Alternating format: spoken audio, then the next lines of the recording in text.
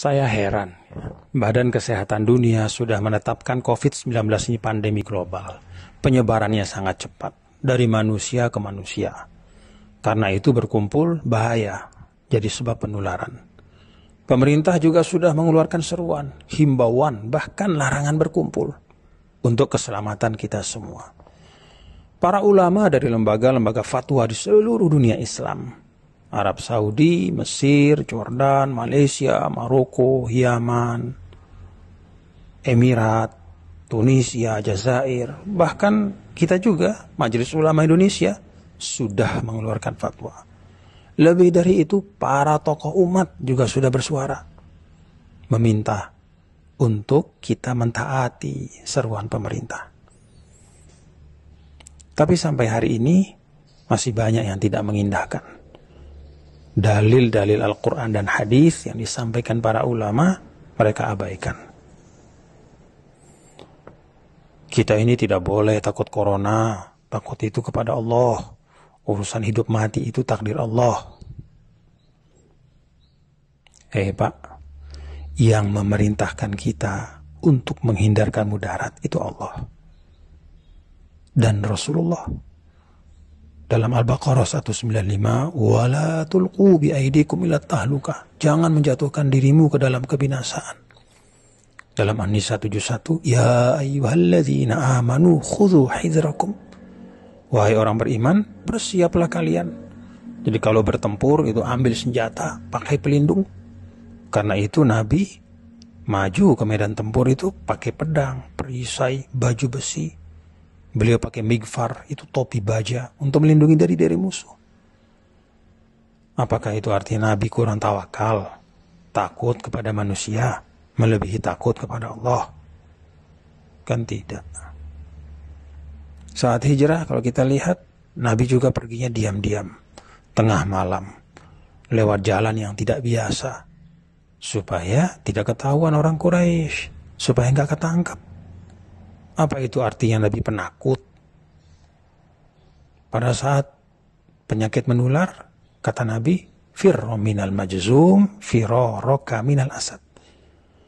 Hindari orang yang kena penyakit menular seperti engkau menghindari seekor singa. Jadi menghindarkan diri dari kebinasaan, dari penyakit, berikhtiar menghindar dari wabah, itu adalah perintah agama. Ada lagi yang bilang, tapi kan kita wajib makmurkan masjid. Sholat berjamaah di masjid.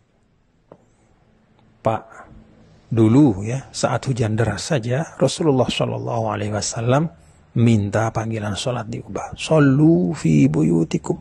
Sholatlah di rumah kalian. Gak usah dulu berjamaah di masjid. Itu karena hujan, khawatir memberatkan. Ada lumpur. Apalagi ini wabah yang terbukti di seluruh dunia itu berpuluh-puluh ribu. Sebentar lagi ratusan ribu yang sudah meninggal. Ini tidak hanya urusan lumpur, ini bisa membahayakan nyawa. Ada lagi yang masih ngeyel, tapi sholat Jumat kan gak apa-apa, sekali seminggu, itu kan syiar. Pak, sholat Jumat itu juga boleh ditinggalkan karena uzur syar'i. Dulu saat musafir, Nabi tidak Jumatan. Padahal banyak sahabat sama Nabi, berpuluh-puluh, beratus-ratus. Beliau sholat zuhur, mengganti Jumat. Saat sakit, para ulama juga sepakat, Jumat itu bisa diganti dengan sholat zuhur. Nah sekarang ini fatwa sudah banyak, jelas, tegas. Untuk kemaslahatan umum, memutus rantai penyebaran wabah, menyelamatkan jiwa manusia. Apalagi penyakit ini kan ada yang disebut asimptomatik, nggak kelihatan gejalanya, padahal dia sudah bawa virus. Karena itu, mari kita ikuti fatwa para ulama kita, ikuti seruan pemerintah, dengar pendapat dari para ilmuwan. Saya malah bayangkan ya, ini orang-orang yang berkeras tetap Jumatan. Kalau mereka hidup sama Rasul dulu, mungkin Rasul SAW sendiri mereka lawan. Pada waktu musafir misalnya, ikut musafir sama Nabi, Nabi tidak sholat Jumat, mungkin mereka demo, protes sama Nabi. Kalau mereka dulu hijrah sama Nabi, mungkin mereka protes, kok Rasul pergi tengah malam, kok takut sama manusia. Pada saat diminta untuk sholat berjamaah di rumah, mungkin mereka demo juga sama Nabi. Ya Rasulullah, nih kok disuruh sholat di rumah? Kan rumah Allah itu masjid. La haula wa la quwata illa billah. Nah, inilah beragama yang disebut dengan at-tadayyun bil hawa wa laysa bil ilmi. Beragamanya itu dengan hawa nafsu, egoisme, bukan dengan ilmu. Perasaannya, anggapannya, itu yang dijadikan pedoman. Bukan tuntunan Allah dan Rasulnya. Bukan arahan para ulama yang merupakan warasatul anbiya, penerus para nabi dan rasul. Saya jadi ingat ayat 103, 104 surah Al-Kahf. Qul hal nunabbi'ukum bil akhsarina a'mala alladzina dhalla sa'yuhum fil hayatid dunya wa hum yahsabuna annahum yuhsinuna sun'a. Katakanlah wahai Muhammad, apakah perlu kami beritahu orang-orang yang paling merugi?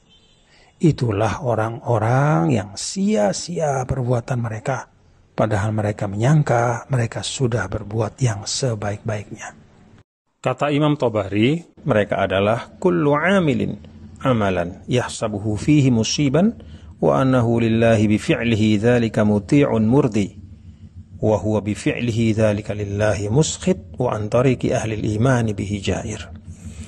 Orang yang beramal dengan amal yang mereka sangka tepat dan dengan itu menjadi orang yang taat dan mendapat ridha Allah. Padahal pekerjaannya membuat Allah murka dan jauh dari jalan orang beriman. Mari kita taati fatwa para ulama kita, ikuti seruan pemerintah, simak kata para ilmuwan sebagai ikhtiar. Semoga wabah ini segera berlalu dari tengah-tengah kita.